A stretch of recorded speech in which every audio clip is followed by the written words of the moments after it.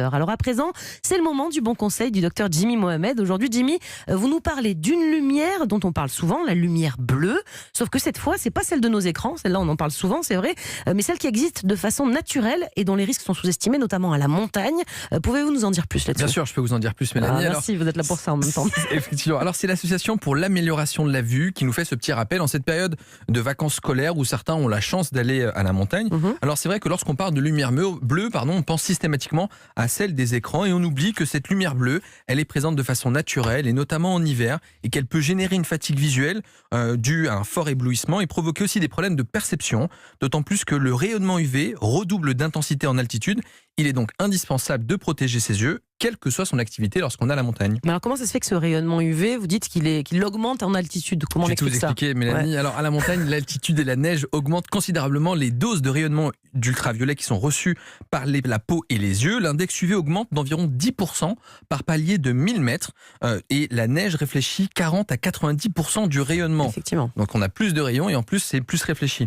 Même par temps couvert, les rayons traversent le brouillard et la neige et conservent malgré tout leur puissance, alors que parfois, on pense qu'ils sont atténués. Bon, comment s'en protéger, j'imagine ? Vous allez nous parler de lunettes, ça me paraît pas Rien fou. ne vous échappe, Ouais, Mélanie, c'est incroyable. Et donc effectivement, les lunettes ou les masques de protection, notamment de ski, même si c'est moche, ça permet de garantir une sécurité c'est maximum. moche, parler des vôtres, moi elles sont très jolies mes lunettes de soleil. Alors ça dépend des styles. Le vôtre est particulier, le mien, encore une fois, c'est une autre histoire. En revanche, il faut respecter deux choses. La première, c'est qu'il faut que ces lunettes ou le masque de ski vous protège de l'éblouissement. Et ça, on peut s'en assurer avec la teinte qu'il faut qu'il soit des verres de catégorie 3 ou 4. Et il faut aussi que ça vous protège contre les rayons UV qui, eux, sont invisibles.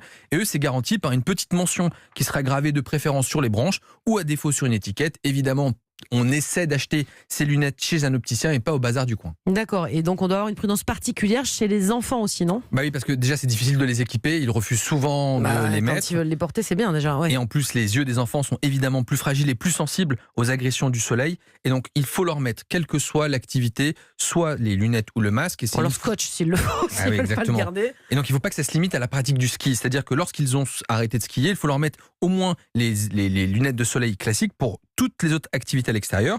Elles doivent aussi protéger de façon latérale contre les rayonnements indirects. Et puis, elles doivent être adaptées à la taille du visage de l'enfant, surtout que les plus jeunes ont une morphologie parfois du visage un peu particulière.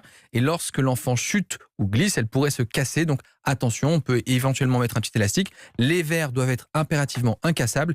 Et si vous souhaitez avoir plus d'informations, il y a un site internet qui est très bien fait. Ça s'appelle cmavue.org. C'est ma vue, tout simplement, .org. Et vous aurez toutes les informations nécessaires.